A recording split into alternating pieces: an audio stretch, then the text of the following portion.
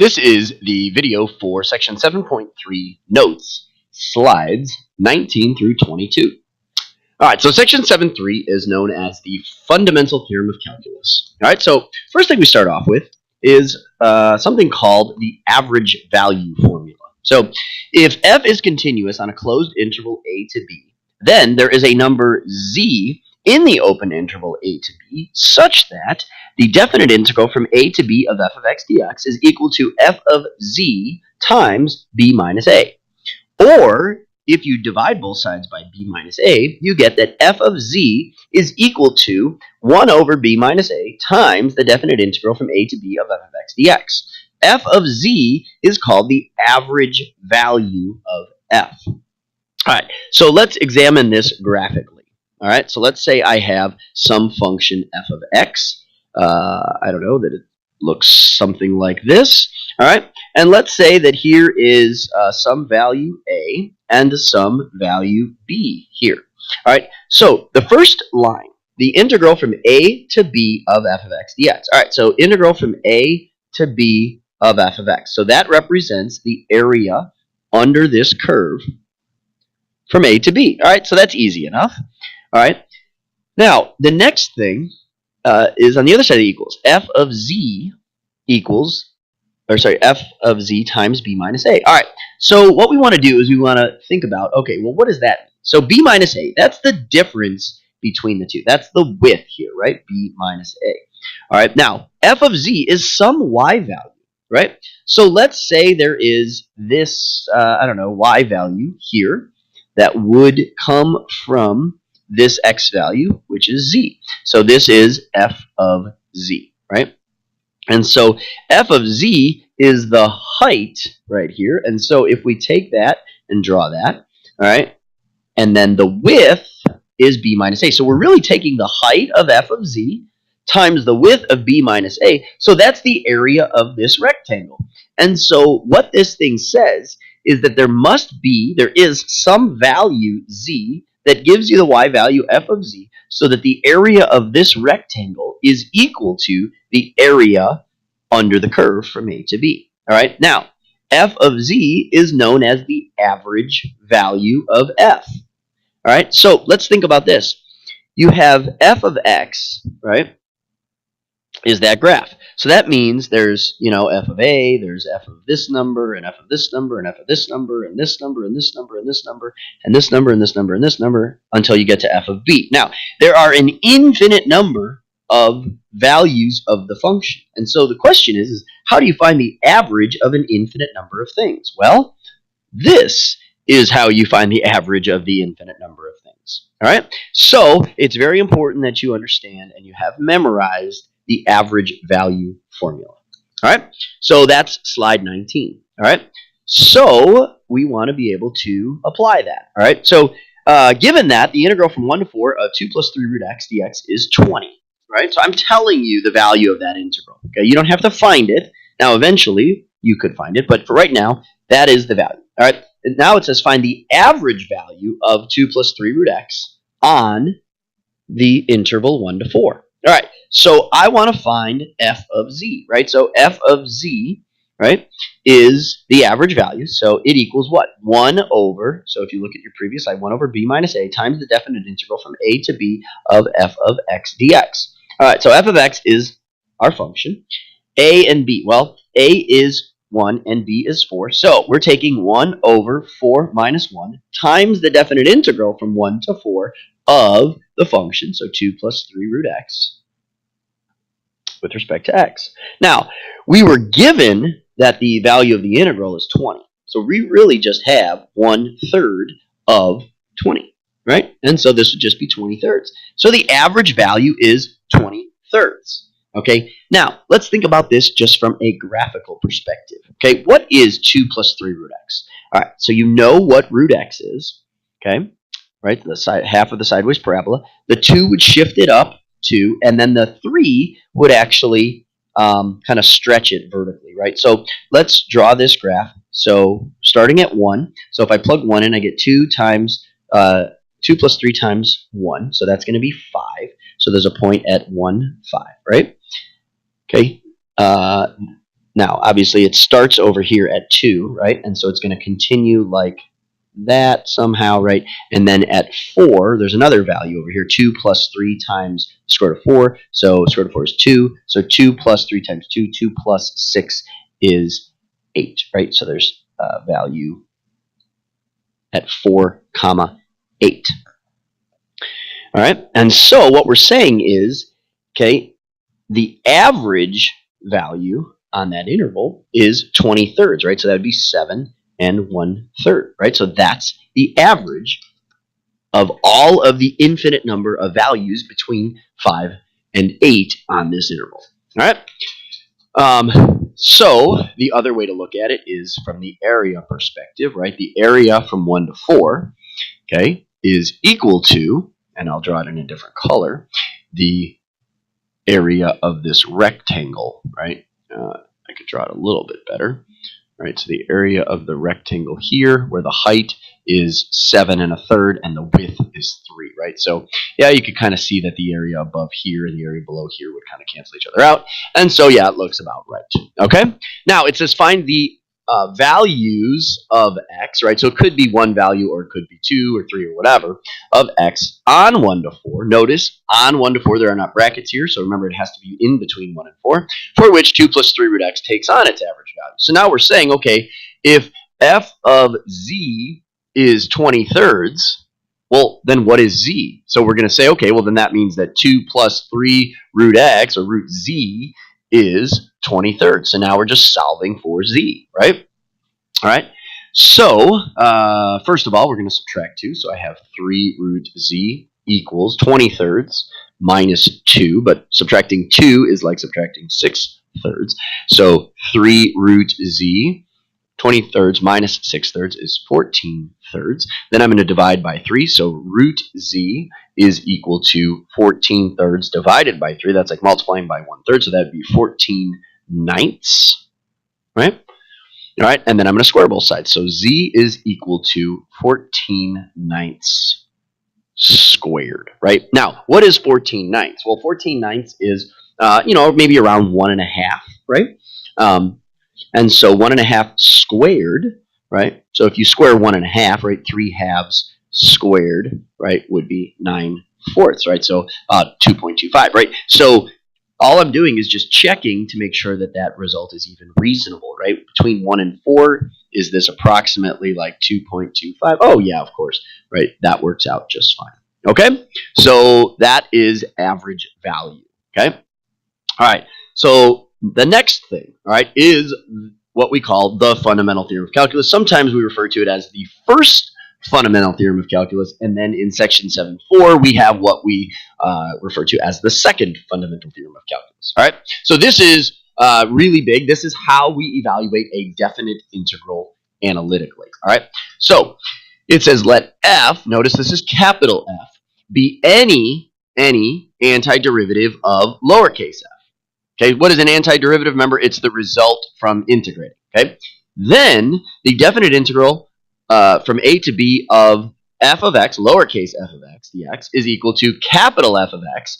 And then this bracket with a and b here means to evaluate the function f at b, then subtract the function at a. All right, so f of b minus f of a. So remember, what is this? So we're going to take f of x, this lowercase f of x, and we're going to integrate it, right? We're going to get capital F of x, all right? And then we're going to plug b in, plug a in, and subtract the 2, all right? Now, notice it says any antiderivative, all right? So we're going to get at that in just a second. All right, so now, how do I evaluate the integral from 1 to 5 of x squared dx? All right, so first thing is we evaluate the integral of x squared. So just like we knew in Unit 6, what's the integral of x squared? It's x cubed over 3, right? Now, that is capital F of x. Now, I know that in Unit 6 we said, okay, well, plus c. All right, so remember, c is some constant, right?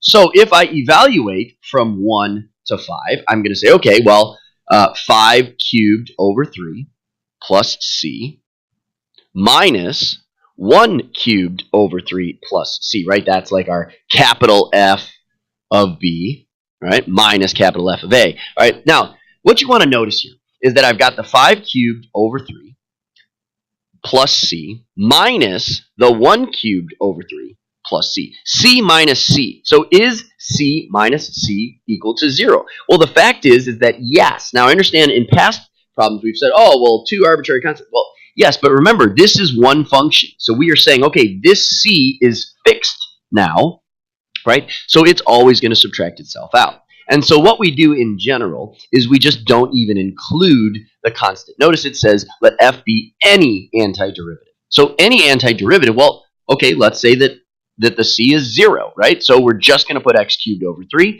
and then we're just going to get 5 cubed over 3 minus 1 cubed over 3, right? And so we get 5 cubed over 3, right? So 125 thirds minus 1 cubed over 3, so 1/3, so 124 thirds, right? 124 thirds, or we remember that that would be 41 1/3. Now, that answer might look familiar. We'll talk about that in class. All right?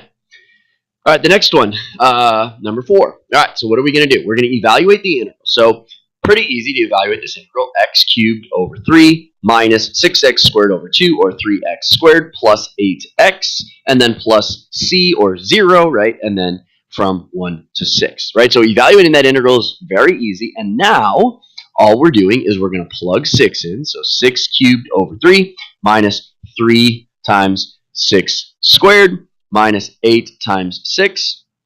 All right? That's f of b minus f of a. So now 1 cubed over 3 minus 3 times 1 squared minus 8 times 1. And now we just have to simplify. All right? So 6 cubed over 3, I know that's annoying, but we should still be able to do it, right? So 6 times 6 is, of course, 36, and then times another 6 is 216. Right? So we get 216 thirds minus 3 times 6 squared, so that would be 3 times 36, of course, is 108, right? But if I take 108 and give it a denominator of 3 so that we can combine things, 108 times 3 is 324 thirds minus 6 times 8 is 48, but then 48 times 3 is going to give me 144 thirds, right? Then I'm subtracting. Now, remember, I'm subtracting here, but I have to make sure I distribute this negative sign, right? So I would get minus 1/3, but then I would get plus 3, right? And 3 would be 9 thirds, and then I would get plus 8, and 8 would be 24 thirds. So together I have 216 minus 324 minus 144 minus 1 plus 9 plus 24. And so I end up with negative 220 thirds. Oh, sorry, I realized that I changed that to a minus, and so that should be a plus as well, which makes this a plus. I'm so sorry, which makes this a minus. So to redo that calculation, 216 minus 324 plus 144 minus 1/3 plus 9 minus 24 gives me, I apologize, 20 thirds, right? All right, so 20 thirds is the value of that integral. All right, and so then we have one more slide here. All right, so now we want to understand a little bit more about definite integrals. All right, so definite integrals have some interesting behavior when you have even and odd functions. All right, so an even function, remember, is one where f of negative x is equal to f of x, right? So an even function, remember, is a graph that is symmetric over the y-axis, right? So an example of like x squared plus 2, right? That's an even function, right? Because f of negative x is equal to f of x, all right? So the integral from negative a to positive a, well, is really, remember, since this is symmetric, it's just twice the integral from 0 to a, right? So if I find the integral from 0 to a, I can just double it because those two things are equal. All right. So that is a property of the definite integral for even functions. All right, what about odd functions? An odd function is one where f of negative x is equal to negative f of x, right? So remember, if I say f of the opposite of x, I'm going to get the opposite of f of x. All right, so what's an example of that? Well, like sine of x, right? Or x cubed of x. So let's take sine of x. That's a nice example. All right, so if I draw a graph of sine, I'm just going to draw like, I don't know, part of it here, right? So what can we say? Well, we can say that this is symmetric about the origin, right? And so what is the integral from negative a to positive a? Well, it's pretty easy to see that if I take this area, which is below the x-axis, and this area, which is above the x-axis, since those geometrically speaking are equal, they would cancel each other out, and so the overall area is actually 0.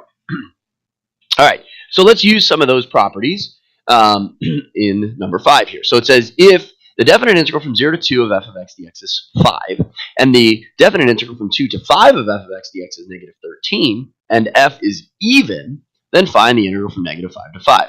All right, so first of all, let's draw a picture. I like to understand this from a graphical perspective. Integral from 0 to 2 of f of x is 5. So if 2 is here, right, that means the area here is 5. Okay, now it could look like that.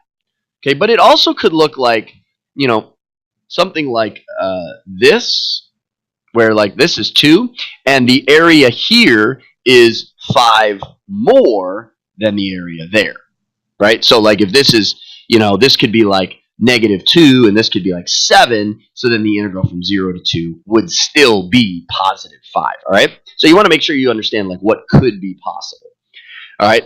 And then in the same way, the integral from 2 to 5 is negative 13. So what does that mean? Well, okay, this could be 13, right? And it's below the x-axis. Or, just like this other one, the area from 2 to 5 is 13 more below the x-axis than it is above, right?